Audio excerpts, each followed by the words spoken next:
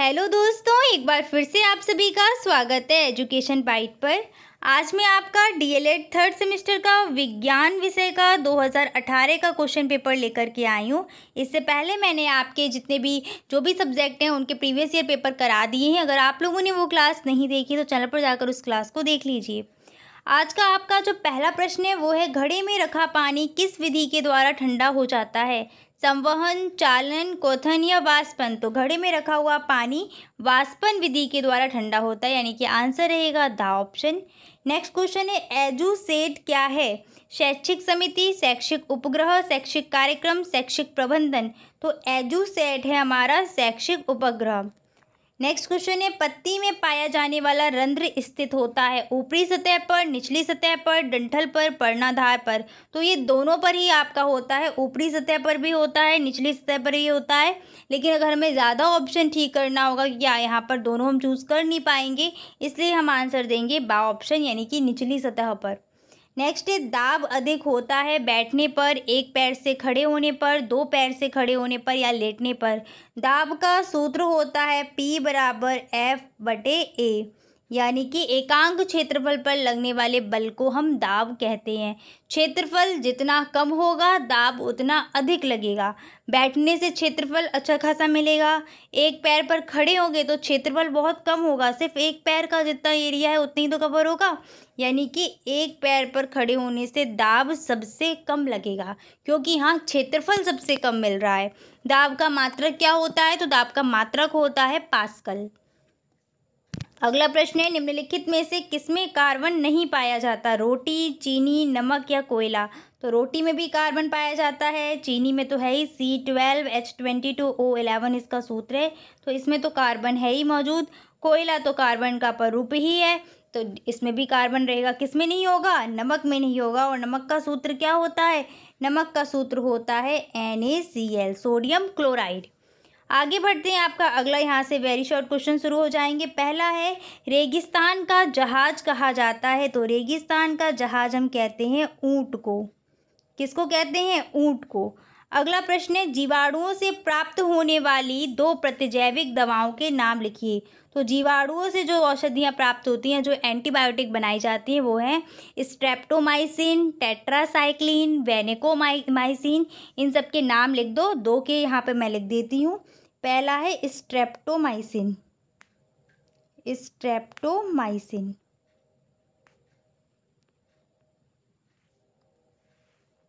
और नेक्स्ट है आपका टेट्रासाइक्लिन,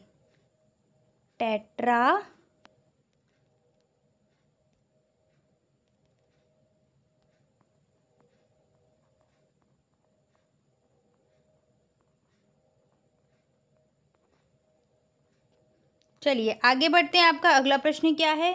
नेक्स्ट क्वेश्चन है आपका, आदर्श रक्तदाब कितना होता है एवं रक्तदाब मापक यंत्र का नाम लिखिए। बताइए आदर्श रक्तदाब कितना होता है? तो आदर्श रक्तदाब होता है 120 and 80। तो यहाँ पर लिख देती हूँ मैं अच्छे से क्लियर करके।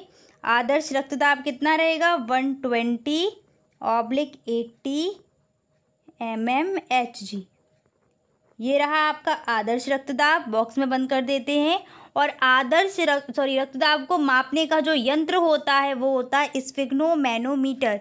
क्या यंत्र होता है? उसका नाम है स्फिग्नोमैनोमीटर, स्फिग्नोमैनोमीटर। आगे बढ़ते हैं। आपका अगला प्रश्न क्या है? मनुष्य की श्रवण क्षमता किस आवृत्ति तक सुग्राह्य है? तो मनुष्य की जो श्रवण क्षमता है वो कहाँ तक होती है? 20 हर्ट्ज से लेकर 20,000 हर्ट्ज तक रहती है। 20 हर्ट्ज से 20,000 हर्ट्ज तक जो श्रव्य तरंगे हैं उनको ही सुन सकता है मनुष्य। तो 20 हर्ट्ज से कहाँ रहेगी? 20,000 हर्ट्ज तक। क्या कारण है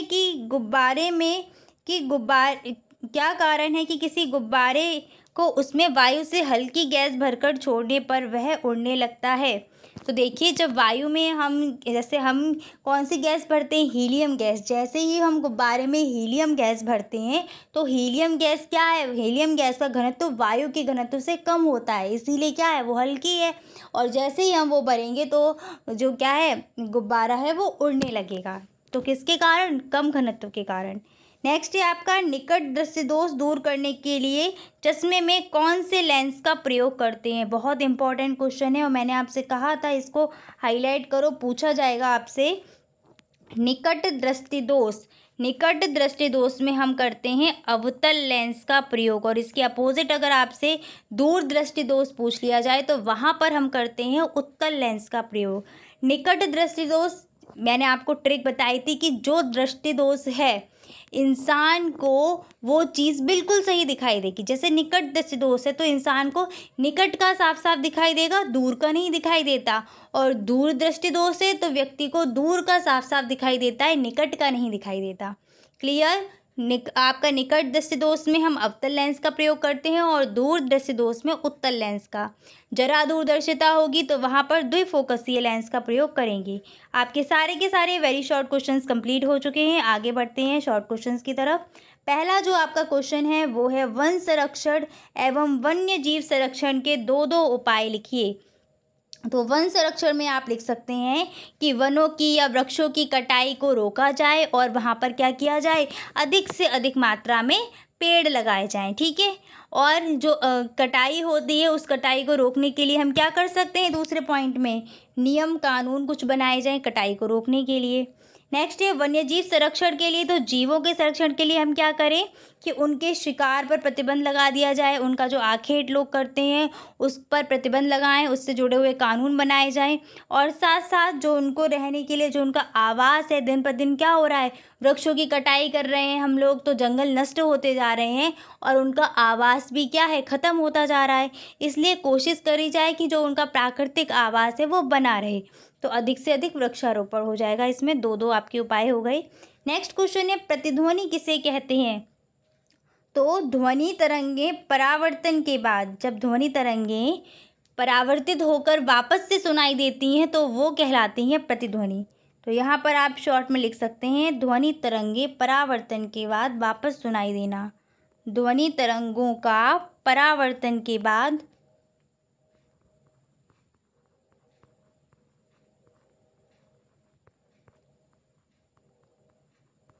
सुनाई देना। जैसे खाली किसी कमरे में हम खड़े होते हैं वहाँ पर बोलते हैं, या किसी पहाड़ी एरिया में हैं और वहाँ पर जब बोलते हैं तो हमें थोड़ी देर बाद अपनी ही ध्वनि सुनाई देती है। यानी कि ध्वनि तरंगे किसी वस्तु से या किसी उससे टकराकर वापस जब आती हैं और सुनाई देती हैं तो वो कहलाती है प्रतिध्वनि। नेक्स्ट क्वेश्चन है हाइड्रोकार्बनिक यौगिक क्या है, यह कितने प्रकार के होते हैं। तो वे यौगिक जो केवल हाइड्रोजन और कार्बन के योग से या हाइड्रोजन और कार्बन के परस्पर संयोग से जिन यौगिकों का निर्माण होता है उनको हम कहते हैं क्या, हाइड्रोकार्बन। यहाँ पर मैं लिख देती हूँ जिनका निर्माण किससे होगा, हाइड्रोजन और ऑक्सीजन से। सॉरी हाइड्रोकार्बन है, हाइड्रोजन और कार्बन आएगा। ठीक है, हाइड्रोजन और कार्बन से होता है वो कहलाते हैं हाइड्रोकार्बन। दो प्रकार के होते हैं ये, कितने प्रकार के, दो प्रकार के। कौन कौन से, तो पहले हैं आपके संतृप्त और दूसरे हैं असंतृप्त। संतृप्त हाइड्रोकार्बन और दूसरा हो जाएगा असंतृप्त हाइड्रोकार्बन। संतृप्त हाइड्रोकार्बन कौन से होते हैं, तो वे कार्बनिक यौगिक जिनमें कार्बन कार्बन के मध्य एकल बंध होता है वो आपके संतृप्त होते हैं, और जिनमें कार्बन कार्बन के मध्य कम से कम एक डबल बॉन्ड या फिर कम से कम एक ट्रिपल बॉन्ड मिलेगा वो असंतृप्त हाइड्रोकार्बन रहते हैं। एग्जाम्पल भी लिख देते हैं, इसमें मैथेन आता है यानी कि आपका एल्केन आता है, इसमें आता है एल्कीन और एल्काइन। ठीक है, सूत्र लिख देते हैं एक एक आपका। यहाँ पर हो जाएगा CH4, यहाँ पर आएगा C2H4 और यहाँ पर आ जाएगा C2H2।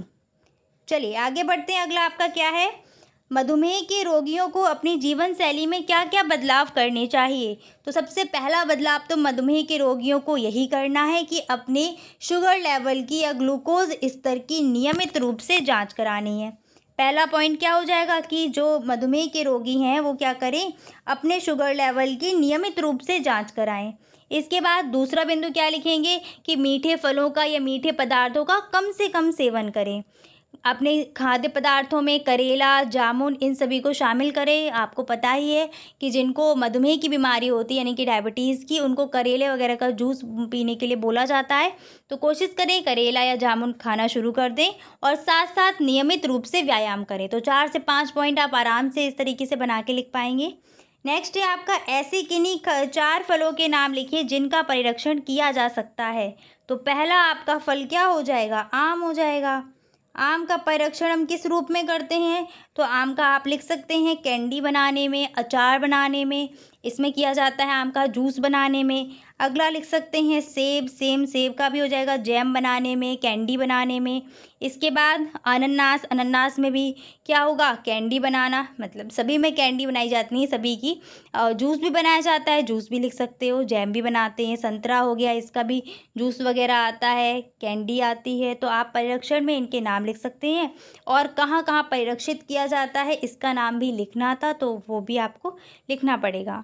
नेक्स्ट है हरित क्रांति से क्या अभिप्राय है? आप क्या समझते हैं हरित क्रांति से? तो हरित क्रांति कब आई थी? हरित क्रांति का मेन उद्देश्य क्या था? जो कृषि क्षेत्र में जो उत्पादन क्षमता थी उसमें वृद्धि करना। तो हरित क्रांति का मतलब क्या है कि कृषि के क्षेत्र में उत्पादकता से जुड़ा हुआ जो क्रांतिकारी परिवर्तन किया गया वो हरित क्रांति है। इसमें हमने क्या कोशिश की थी? तो नए नए जो उपकरण हैं, नई नई आपकी नई किस्म के जो बीज हैं, इसमें हमने प्रयोग करना शुरू कर दिया था। यानी कि हमने एक तरीके से क्या किया? तकनीकी सुधार किया। तकनीकी में अपने जो पुरानी चीज़ें चल रही थी उसमें सुधार कर दिया। उन्नत किस्म के बीजों का प्रयोग हम करने लगे। यहीं पर मैं आपसे एक क्वेश्चन पूछना चाहूँगी कि ये बताइए भारत में हरित क्रांति के जनक कौन माने जाते हैं या किसको जाना जाता है, और विश्व में हरित क्रांति के जनक कौन हैं? ठीक है, दोनों का नाम लिखिए, इंपॉर्टेंट रहेगा, आपके लिए पूछा जा सकता है। और आज का आपका लास्ट क्वेश्चन क्या है? सामान्य स्वस्थ मनुष्य में रक्त शर्करा की मात्रा भोजन से पहले और भोजन के पश्चात कितनी होनी चाहिए? ये क्वेश्चन जब मैंने आपको कराया था वहाँ पर बताया भी था कि ये क्वेश्चन आपके लिए बहुत इंपॉर्टेंट है। बताओ, जो रक्त शर्करा का जो स्तर मापते हैं वो 2 प्रकार से मापते हैं। एक तो भोजन से पहले और एक भोजन करने के 2 घंटे बाद।